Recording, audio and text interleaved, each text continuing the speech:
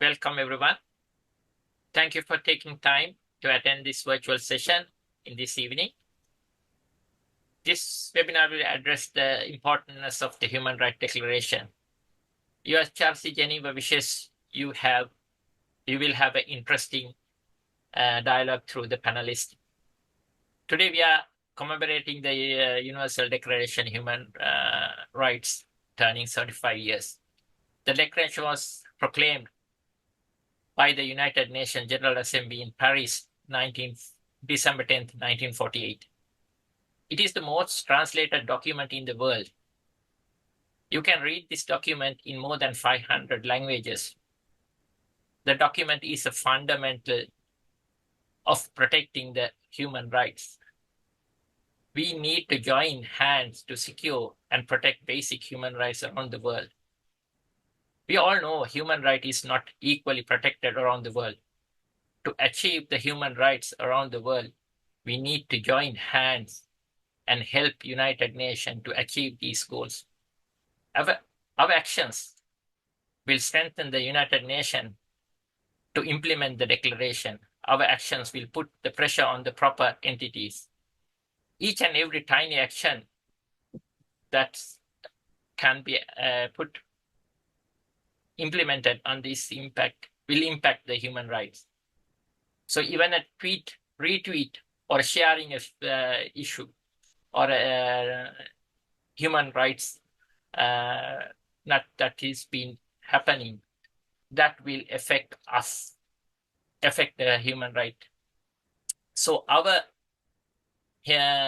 each contribution will have an impact on the human right. With that remarks, I will hand over the floor to today's moderator, Ms. Rabia Masubi.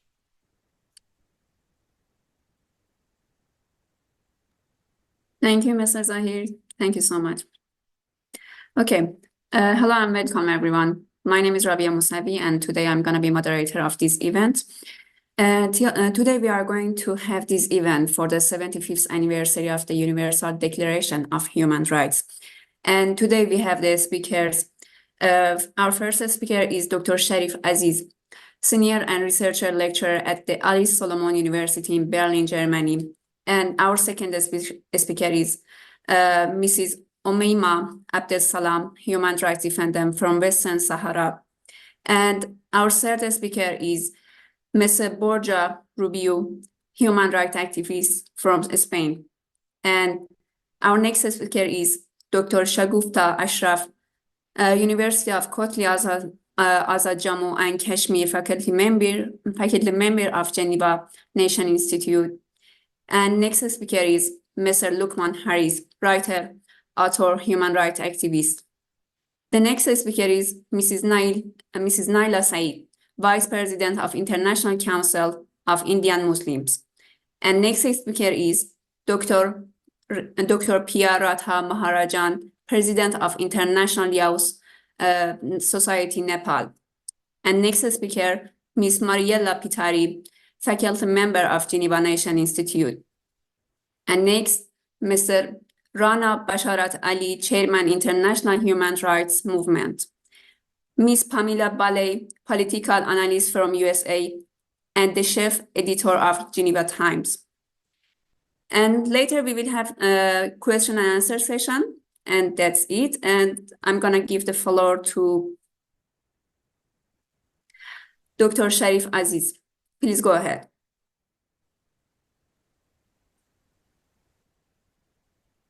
All right. Thank you very much, everyone. First of all, I thank you very much for UHRC, Universal Human Rights Council, for organizing this great event to commemorate Human Rights Day for the year 2023. It has been 75 years since the UDHR, Universal Declaration of Human Rights, was adopted.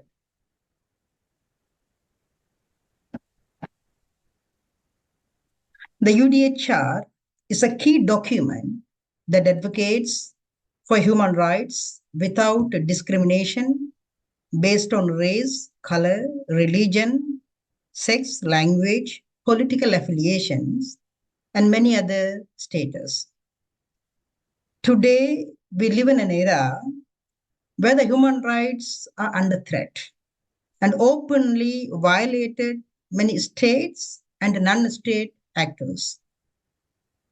In 2023, we find ourselves facing new challenges and humanitarian crises in many places. According to the Switzerland-based on organization, it says more than 35 ongoing conflicts are taking place almost all parts of the world. For example, if you take the recent crisis that started 2 months before, for instance, in Gaza, thousands of women, children, and men have been killed over the past 2 months. In the meantime, thousands of people were also killed in Israel. Killing innocent people is not a solution to any kind of conflict. It seems kind of a senseless killing almost every part of the world. All form of violence, including torture, kidnapping, and detention, must be stopped, and peace should be promoted at all levels, at least in this great Human Rights Day. In this context, we need to contemplate how to leverage the UDHR to advance peace at all levels. Therefore, the theme, from my point of view, in 2023 should be declared as stopping violence, particularly against the women and children. If you look at the recent history, most of the killings have been targeted based on the women and the children. So this should be the highlight for this year and should be declared stopping violence against women and children as a main slogan for this year. Human Rights Day is not merely a reflection on the state of the world. It serves as a call to action. As individuals, we play a crucial role in upholding and advocating for human rights. We should inspire the audience to consider various ways they can contribute through their education, activism, or supporting organizations which dedicated to human rights, for example, UHRC.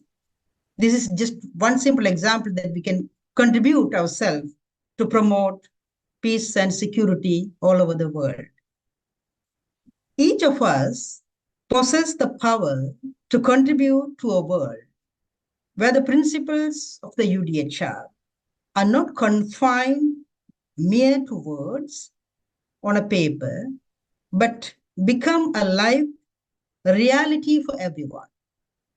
In conclusion, Human Rights Day serves as a powerful reminder that the protection and promotion of human rights are shared responsibilities.